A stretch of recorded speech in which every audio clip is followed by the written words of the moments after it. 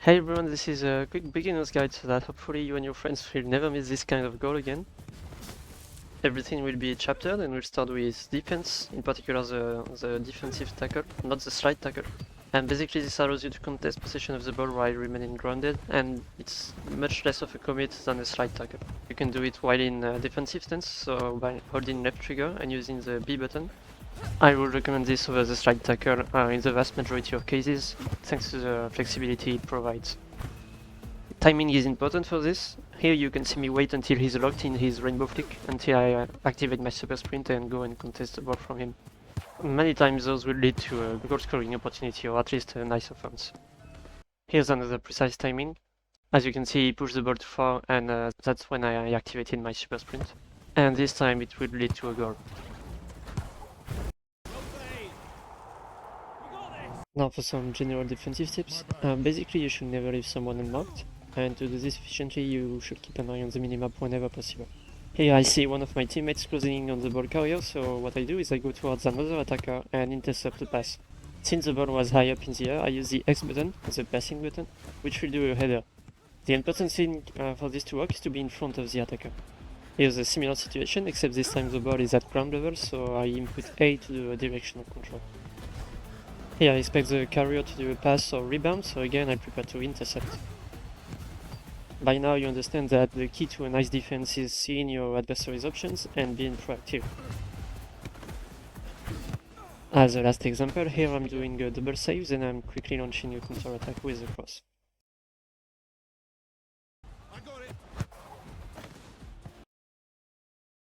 You can body block your opponents.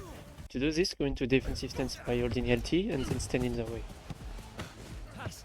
This is actually a really neat trick which can give some time and space to your teammates. To close the defense section, I'd like to mention that in my opinion, playing a defensive midfielder kind of role is the best way to influence a game and thus to win and win cup. Indeed, you'll intercept a lot of balls, cutting the supplies to the enemy team's attacks, while also starting your own team's attacks. Another key tip in defense is to be patient. For instance, when you're contesting a ball at the same time as an enemy, wait until you can read their move before you act. Don't forget that as a midfielder, you'll also be able to transition forward pretty quickly, distributing nice balls which will eventually lead to goals. If your teammates can finish, that is. Let's do a quick section on ball control and how to receive an incoming ball. This is something that you can easily train in free play by shooting the ball away and recalling it to control it. You can interact with the ball when it's surrounded by those light blue triangles that appear around it. And depending on the ball's altitude, you can either press A for a ground control or X for a header. It can be a bit tricky to master the small time windows that you have to interact with the ball at first, especially in real game situations, and especially with a rebound, so make sure that you practice this. The most important tip in order to carry the ball well is to tap A when sprinting to push the ball forward.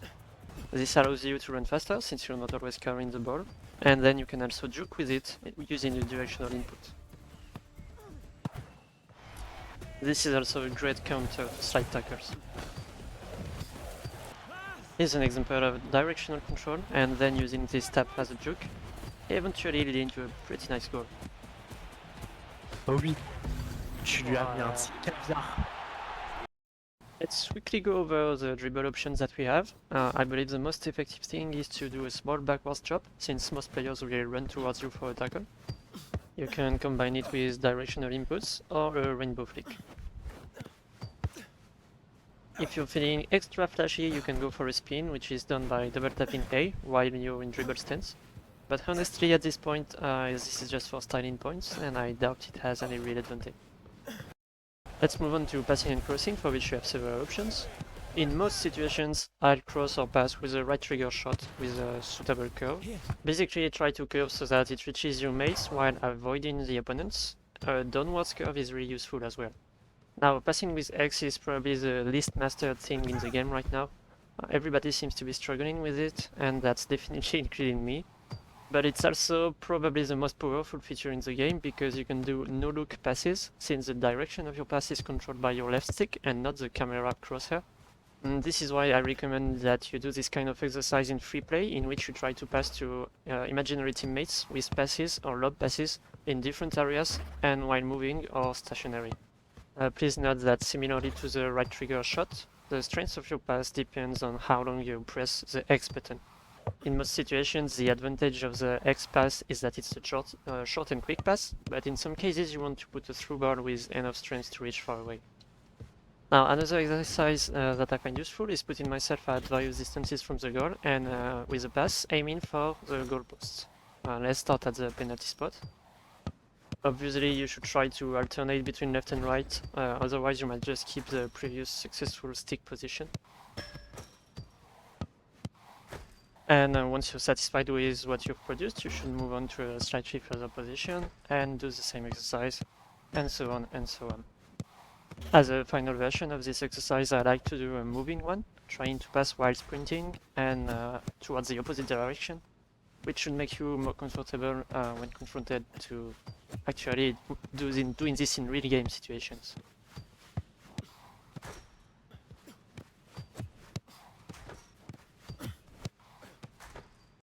Let's move on to the shooting part of this guide, with a comparison first between grounded shot and a volley shot. And you'll notice that a volley shot is more powerful and faster than the grounded version, and thus you should always try to shoot this way if you can, which encourages team play.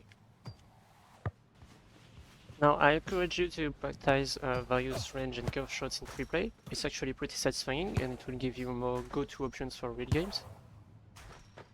I also believe that good mid-range shots with a nice curve or a nice rebound can often surprise the opponent goalkeeper and are somewhat underrated right now. And by the way, if you don't know, free play is still available right now and probably will be all the way until launch. You just have to launch the game, and it's just the servers that are offline, but you can access this feature. So if you're really addicted like I am right now, you can train them.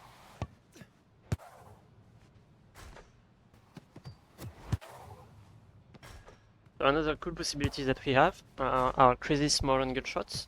I don't know to which extent this will work in real games, but there are good chances that you might surprise some goalkeepers if you can land those, and especially if they're expecting the cross, kind of like in real football, and it might also provoke some own goals. Let's move on to rebounds. There are a lot of possibilities there. The first one is to use the lob pass to lure the keeper and then finish the job. Most of the time though, rebound is better used in combination with a teammate and with a normal curve shot. During the beta it was actually a very effective strategy until upper goal drunks, I'd say, at which point the keepers will get better and won't get lured so easily by this kind of strategy. Unless you go wide and mix it up. As I said before, there are many possibilities. You can do multiple rebounds, you can mix up rebounding on the left or on the right as well.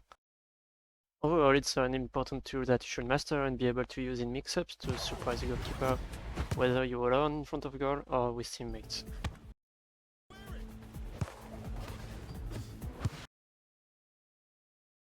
Another interesting mix-up is using the pass to shoot, a really quick option for when you're out of time. A good shooting option is to aim for near post. Usually the keepers will cross the angle and dive the other way, where they expect the shot. Here's another example where I also use the sprint tap juke that I talked about earlier. Sometimes you'll also have some unique opportunities to shoot from afar, and you should not hesitate to do so if you think it can succeed. So keep an eye on the enemy goalkeeper, and if they look out of position, try your luck.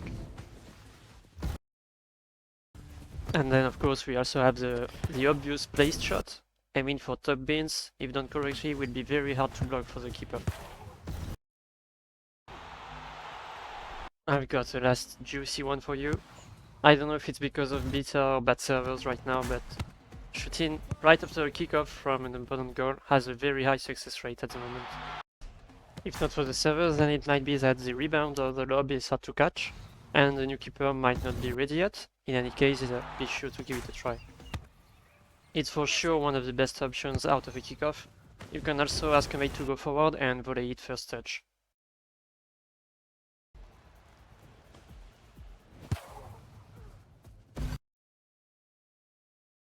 Let's move on to offense. The first quick tip is to harass and counter the goalkeeper. You just have to be in front of them in defensive stance when they shoot. If done correctly, you'll see an interception prompt pop up, and it will screw with their long ball. I actually also press B to tackle, but I am unsure if that's necessary. Now, the proper positioning. Obviously, you should try to create some space and trick your marking defender with the directional control if you can. The difficult aspect of volleying is that you should keep an eye on the ball to know where the pass is coming, but you should also be ready to volley, and for that, it requires you to look at the goal. So whenever possible, try to keep an angle where you can see the ball, and then quickly flick towards the goal.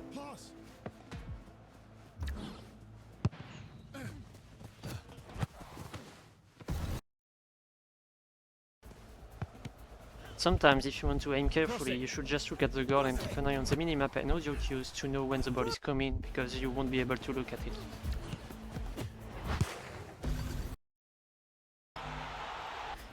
Finally, remember to never give up and give a try to even the most hopeless looking balls.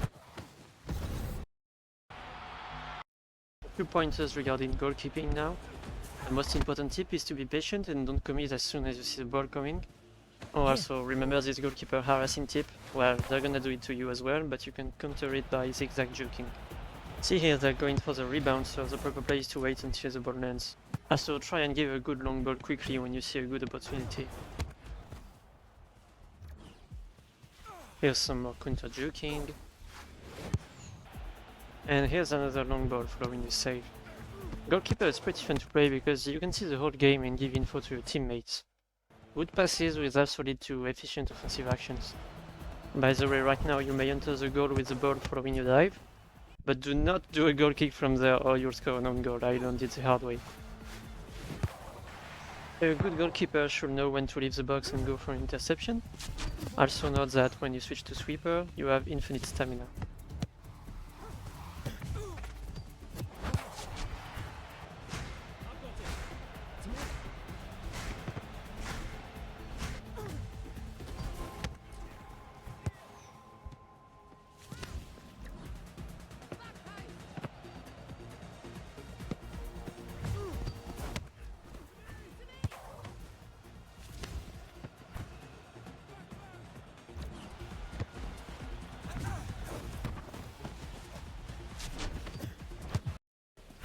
Looking forward, I think players at the top level will be teammates playing first touch as much as possible.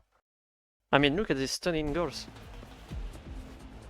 First touches have the massive advantage that you cannot do anything about them if you're not already on the receiving player.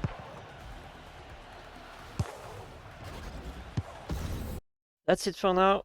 Thanks for watching. I'm planning on doing a lot more rematch content when the game comes out, so if that vid helps, sub for more.